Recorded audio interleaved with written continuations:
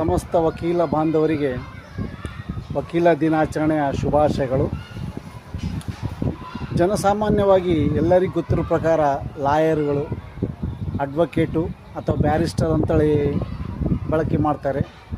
ಆದರೆ ಇವುಗಳಲ್ಲಿ ಸ್ವಲ್ಪ ಅರ್ಥ ಬೇರೆ ಇರ್ತದೆ.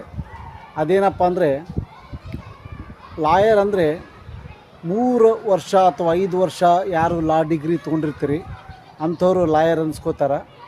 ಅವರು ತಮ್ಮ ಕಕ್ಷಿದಾರನ ಪರವಾಗಿ ಕೋರ್ಟ್ಗಳಲ್ಲಿ ವಕಾಲತ್ತು ಮಾಡುವ ಹಾಗಿಲ್ಲ.